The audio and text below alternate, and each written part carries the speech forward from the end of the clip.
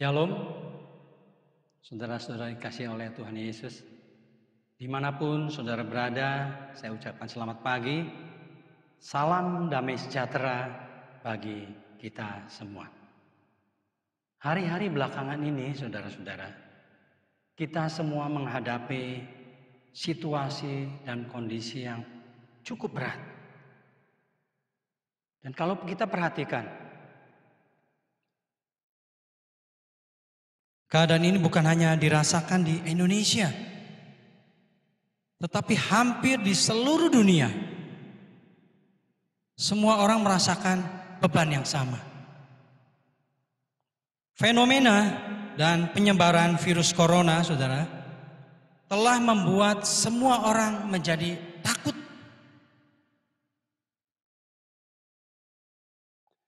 Dan ketakutan ini sudah menyeluruh ke seluruh dunia.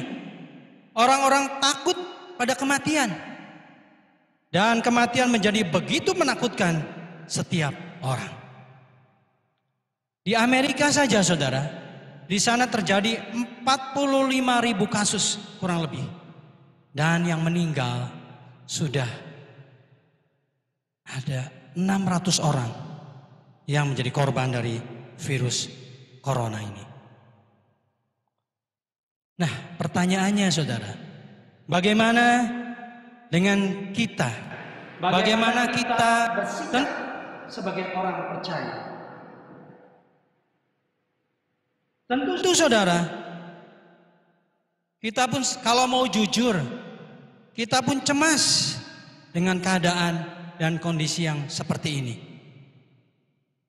Tetapi saya menghimbau kepada setiap saudara, jangan saudara cemas secara berlebihan. Dan jangan juga bersikap sembrono atau sembarangan di dalam situasi dan kondisi yang seperti ini. Marilah saudara, kita sebagai orang percaya, kita menyikapi dengan sebijaksana mungkin situasi dan kondisi akibat dari dampak virus corona ini. Penularan virus corona ini, saudara, tidak memandang bulu. Siapapun bisa tertular. Dari bayi sampai ke orang tua. Dari yang miskin sampai yang kaya.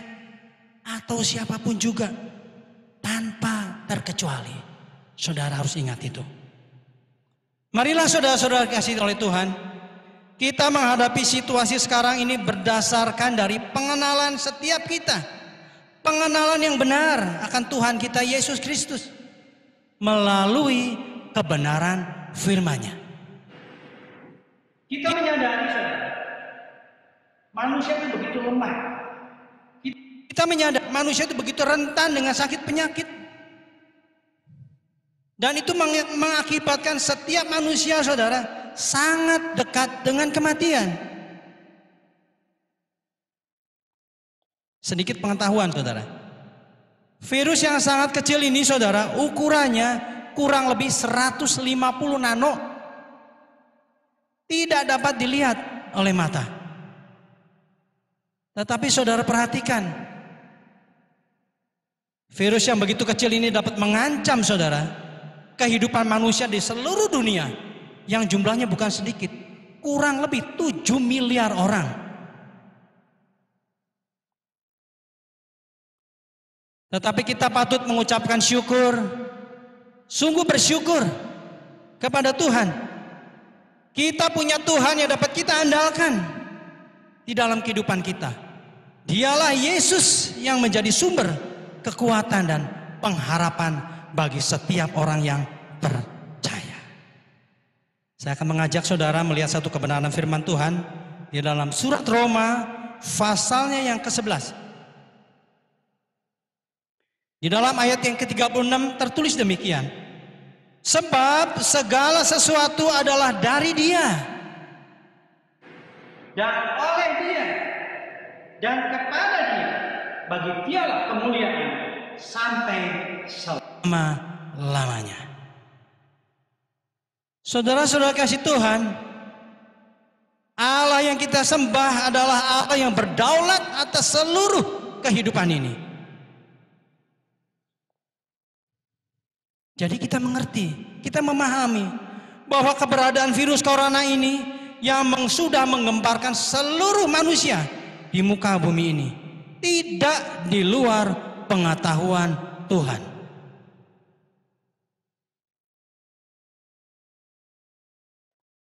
Oleh karena itu saudara, marilah kita mengambil hikmah dari kejadian ini. Melalui peristiwa ini saudara, kita semakin menyadari. Kita semakin menyadari bahwa kita butuh Tuhan. Kita semua butuh Dia. Hanya Dia saudara yang mampu menyelesaikan segala sesuatu. Tidak ada yang mustahil bagi Allah. Demikian juga tidak ada yang mustahil bagi setiap orang yang percaya kepada Dia. Kedaulatan Allah ini mutlak saudara. Karena Dialah yang menciptakan segala sesuatu. Oleh karena itu saudara, saya menghimbau pada setiap kita. Mari dalam situasi yang seperti ini, karena kita diwajibkan tinggal di rumah, mari kita bangun mesbah keluarga. Mari kita banyak-banyak berdoa, mendekat kepada Dia. Mendekat kepada Allah yang bisa kita andalkan. Mungkin selama ini kita tidak menyadari hal itu. Kita sibuk dengan segala kesibukan-kesibukan kita. Tetapi inilah kesempatan di mana kita tidak terlalu sibuk. Kita masing-masing ada di rumah. Mari saudara, kita mendekat kepada Dia. Mendekatlah kepada Tuhan. Firman Tuhan mengatakan, mendekatlah kepada Aku, maka Aku pun akan mendekat kepadamu. Dan kita belajar saudara. Kita mulai belajar untuk taat kepada setiap firman-Nya. Sikap seperti ini saya rasa saudara adalah solusi yang terbaik bagi kita semua. Pagi hari ini saya akan mengajak saudara bersama-sama untuk merenungkan kebenaran firman Tuhan. Mari kita belajar menyikapi ini, kejadian ini saudara, peristiwa ini dengan sebijaksana mungkin. Mari mata kita tertuju kepada Dia. Ya. Kita tidak diliputi oleh ketakutan, kita tidak diliputi oleh apapun juga Tuhan. Apapun juga yang membuat saudara takut nggak bisa. Tidak. Tetapi kita belajar melihat Tuhan. Kita tidak melihat kuasa sakit penyakit, tetapi kita melihat kuasa Tuhan yang tidak terbatas. Ini yang ingin saya bagikan pada saudara pada pagi hari ini. Saya ingin mengajak saudara membaca dari 1 Korintus pasalnya yang ke-13. 1 Korintus pasalnya yang ke-13. Di dalam ayat ke-13 tertulis demikian. Demikianlah tinggal ketiga hal ini, yaitu iman, pengharapan, dan kasih. Dan yang paling besar diantaranya ialah kasih.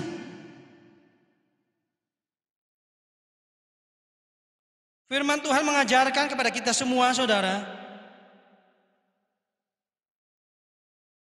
bahwa orang benar itu akan hidup oleh iman. Bahwa orang benar itu akan hidup oleh percayanya.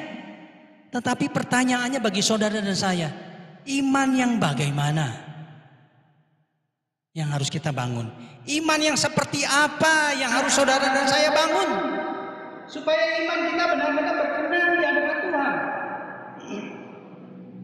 Supaya iman, saya ingin berbagi kepada saudara pada pagi hari ini. Iman yang benar adalah penyerahan diri sepenuhnya pada kehendak Tuhan. Mengapa saya katakan demikian saudara? Karena hidup kita sudah jadi milik Tuhan. Kita harus berserah secara total kehidupan kita ini kepada Dia. Firman Tuhan mengatakan bahwa kita ini sudah dibeli oleh darah Kristus, darahnya yang mahal. Dan kita tidak lagi jadi milik kita sendiri. Kita sudah menjadi milik Tuhan. Oleh karena itu baiklah saudara, setiap kita belajar untuk menyerahkan sepenuhnya seluruh kehidupan kita ke dalam tangan Tuhan. Itu pengertian yang pertama tentang iman, saudara. Yang kedua, iman yang benar adalah bertanggung jawab, saudara, atas kehidupan ini dan tidak hidup dengan sembarangan. Saudara tidak bisa lagi sembarangan mengatur kehidupan saudara, karena kehidupan saudara sudah menjadi milik Dia. Saudara belajar hidup disiplin, taat kepada pengaturan Tuhan. Dan nyata, saudara, ini realitas di Korea Selatan, saudara. Ya, kasus corona ini sudah menimpa 4.000 orang, ada 4.000 kasus di sana.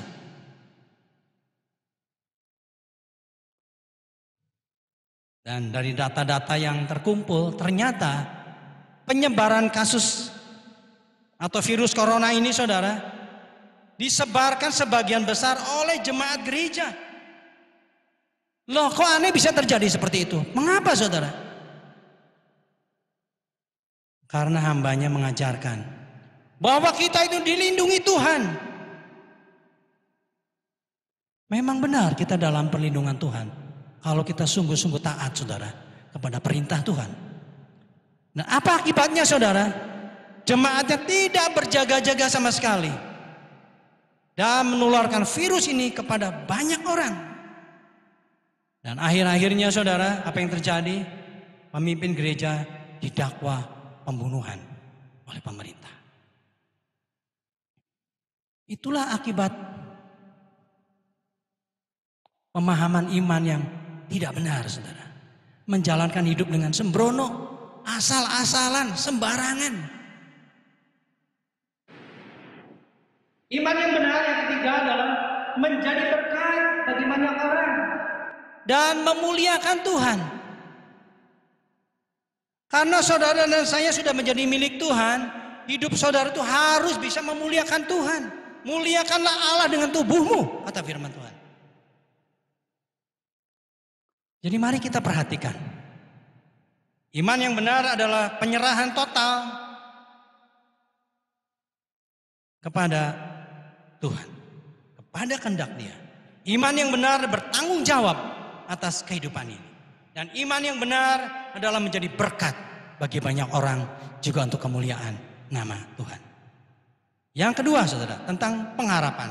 Apa itu pengharapan?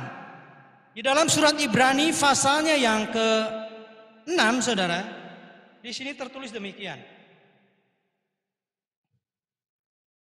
Ibrani 6 ayat ke-19. Pengharapan itu adalah sauh yang kuat dan aman bagi jiwa kita yang telah dilabuhkan sampai ke belakang tabir. Jadi pengharapan saudara, pengharapan saya tidak pernah akan sia-sia. Mengapa, saudara? Karena kita berharap kepada Tuhan yang hidup, kepada Tuhan yang menciptakan segala sesuatu, kepada Tuhan yang mempunyai segala sesuatu. Kita menaruhkan pengharapan kepada Dia, Allah yang berkuasa atas segala sesuatu. Puji Tuhan. Ya.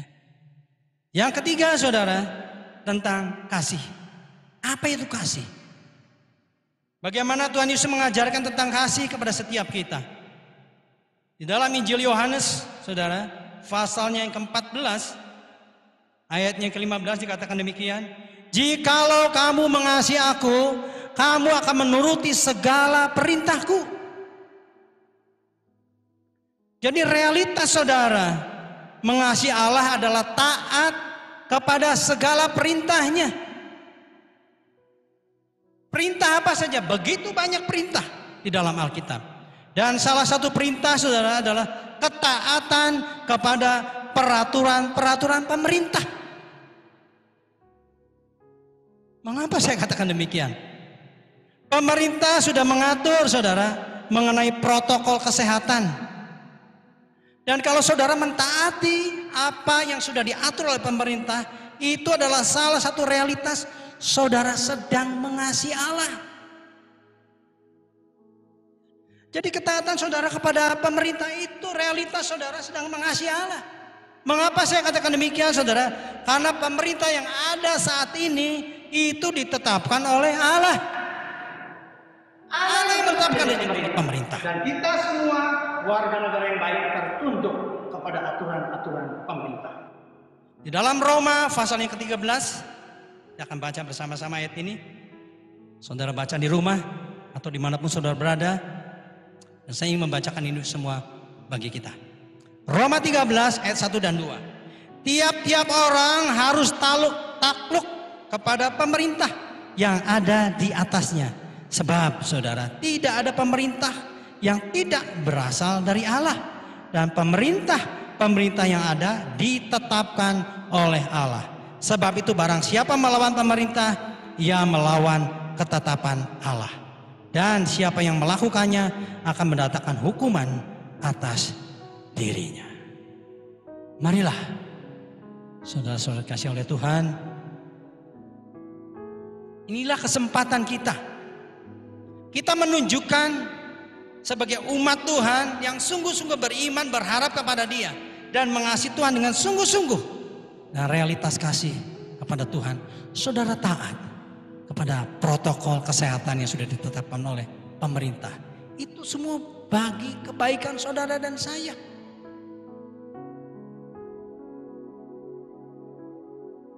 Jadi marilah saudara, pada kesempatan pagi hari ini, saya berharap saudara belajar sungguh-sungguh beriman kepada Dia, mengandalkan Tuhan di atas segala sesuatu,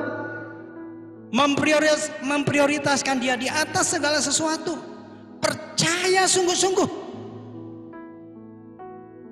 Dan saya percaya kalau saudara sungguh-sungguh mengasihi Allah, maka Allah akan turut bekerja dalam segala sesuatu untuk mendatangkan kebaikan bagi saudara sendiri.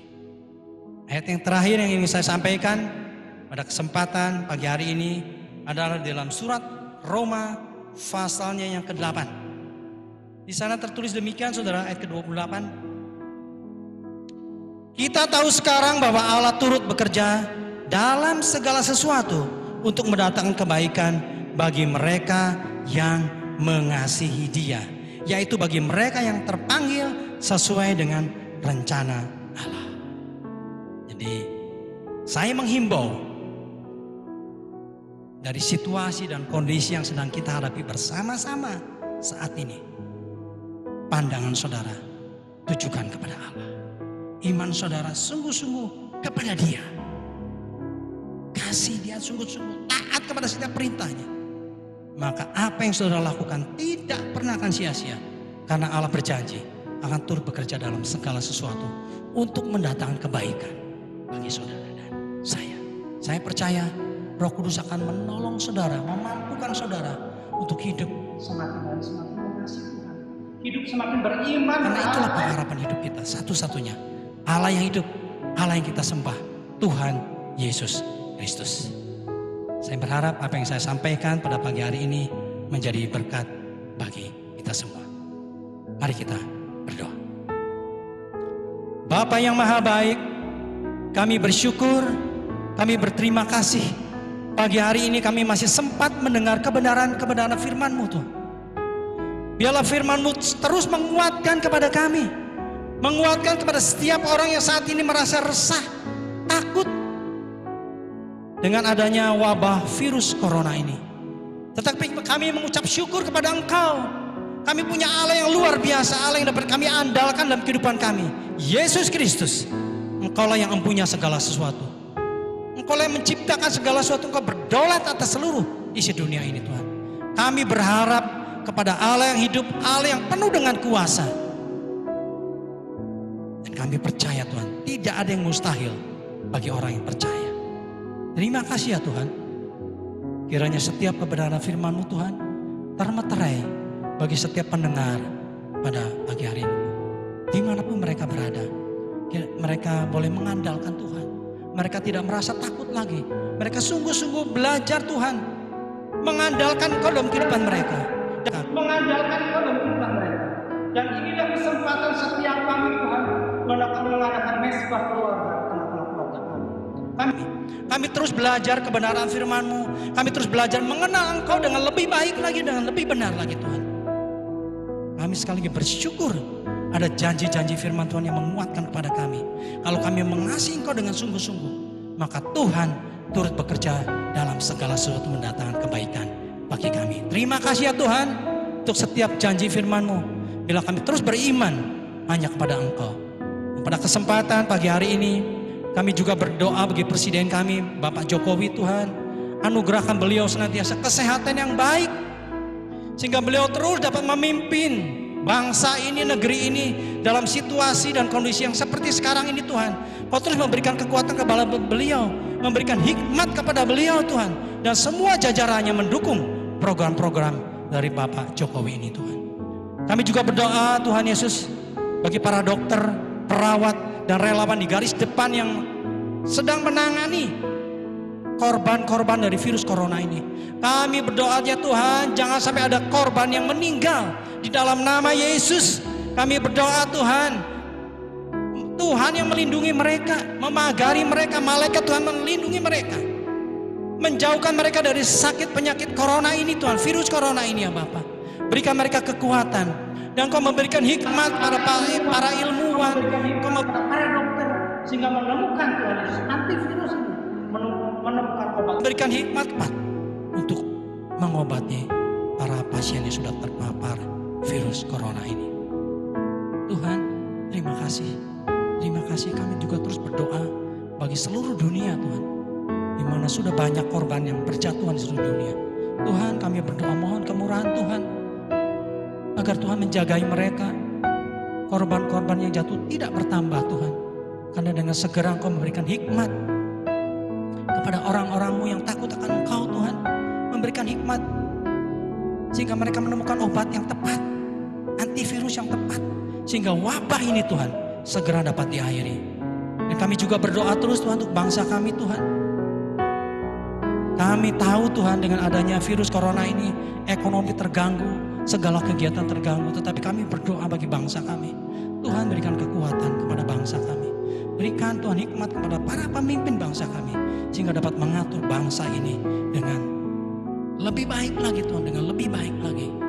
Kami percaya Tuhan, bersama dengan Tuhan kami bisa melampaui segala situasi dan kondisi yang cukup berat yang harus kami hadapi. Kami percaya Allah Roh Kudus yang akan terus menolong kami. Terima kasih Bapa, terima kasih Tuhan Yesus, terima kasih Allah Roh Kudus. Engkaulah Allah kami, Engkaulah sumber kekuatan. Bapa, terpujilah nama-Mu. Di dalam nama Tuhan Yesus Kristus kami berdoa dan mengucap syukur. Haleluya. Amin.